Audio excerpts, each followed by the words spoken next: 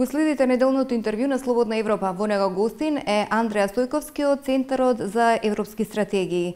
Стојковски, што значи договорот постигнат меѓу Македонија и Грција за решавање на спорот за името, за европските и евроатлантските интеграции на Македонија? Тоа ќе значи дека на предстојниот самит, веројатно 25-ти е Советот на Европската Унија, односно 28-29 Европскиот совет, би можело да се очекува дека на 28-29 јуни, паралелно на одржувањето на Европскиот совет, ќе може да добиеме одлука од Советот дека Македонија може да ги почне преговорите.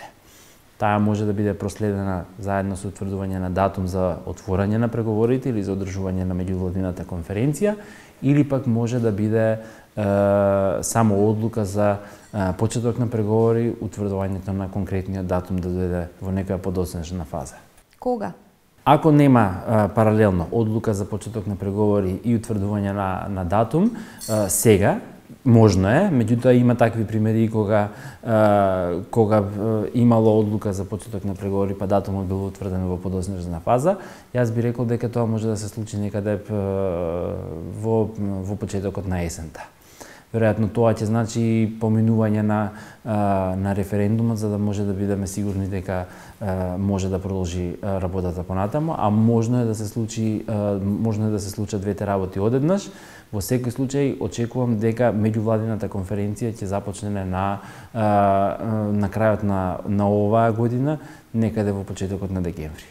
Со кои поглавја ќе почнат преговорите со Европската Унија и кога? Имаш информации дека отворањето на поглавјата ќе се случи откако ќе заврши процесот на уставна ревизија? Почетокот на преговорите со последните измени во политиката за проширување и со последната стратегија која што ја објавија од комисијата во почетокот на оваа година, 6 февруари, за овие бранови, последни бранови на проширување, секогаш се поглавјата 23 и 24, судство и темелни права и слобода, безбедност и правда, областите на слобода, безбедност и правда. Не очекувам дека Македонија ќе биде отстапување од ваквата пракса. Можно е да се очекува дека комисијата и државата ќе одлучат за некои од поедноставните поглавја да ги почнат паралелно со 23 и 24 и би можело да се очекува дека тоа може да биде, не знам, образование и наука или пак некој од таквите поглавја каде што има многу помалку заеднички придобивки за преземање.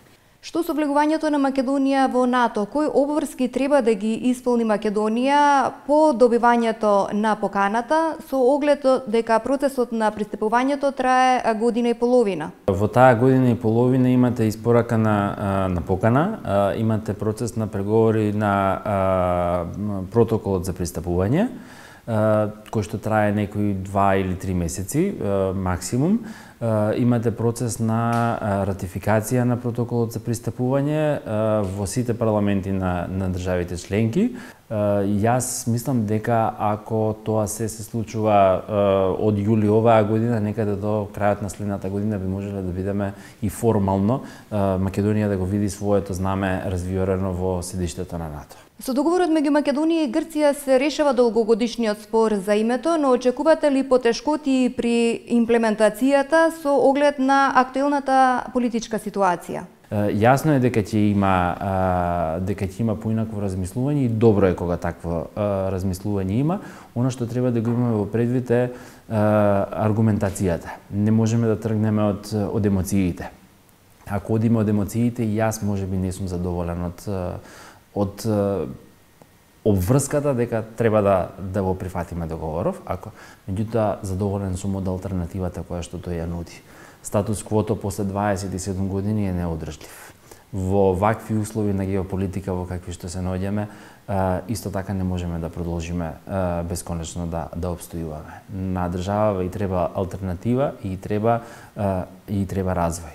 Многу од државите со кои што се обидувавме да се споредуваме, иако сме неспоредливи, покажа, меѓу другото, дека економски развој без демократија не постои, а пристапувањето во ЕУ и членството во НАТО се за мене веројатно најголемите гаранти дека ќе работиме на нашата демократија. Што ако граѓаните на предстојниот референдум кажат не за промена на името со цел интеграција на Македонија во Европската унија и НАТО? Мислам дека на граѓаните не треба да им се постави прашањето интегрирање во Европската унија и во НАТО и промена на името, туку на граѓаните треба да им се прикаже алтернативата која што тоа ја нуди и алтернативата која што недостига ако продолжиме во статус квото. Гарантирањето на националната безбедност е првата алтернатива која што ја нуди пристапувањето во НАТО и во ЕУ. Гарантирањето на демократскиот систем е втората алтернатива. Економскиот развој е третата алтернатива. Ние можеме да продолжиме известно време да живееме во ваква состојба во која што живееме, меѓутоа никогаш нема да стигнеме на нивото на приоритизација на еколошките проблеми или пак приоритизација на здравството, ако не бидеме ставени во некаква рамка и ако не ги користиме поволностите кои што не ги нуди пристапувањето во Европската унија. Само првата година од пристапувањето на Бугарија во членство во Унијата значеше 1 милијарда евра странски директни инвестиции во Бугарија. И тоа се придобивките кои што на граѓаните треба да им се објаснат пред референдумот. Ако тоа така биде објаснето, тогаш јас не очекувам дека граѓаните ќе отфрлат сопствената алтернатива или сопствената иднина и особено иднината на сопствените деца.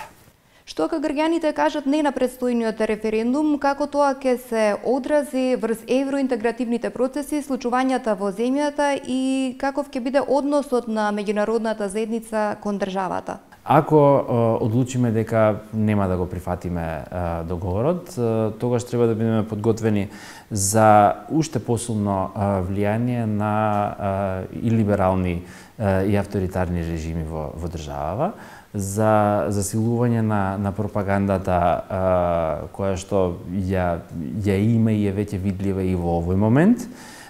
И треба да бидеме подготвени да западнеме во нов процес на очајување кој што може да не одведе во сосема непосакувана насока на движење. Меѓу другото, она што треба да бидеме соочени од сега е дека Македонија повеќе никогаш нема да има симпатии во меѓународната заедница и нема да има разбирање за Македонија и за спорот.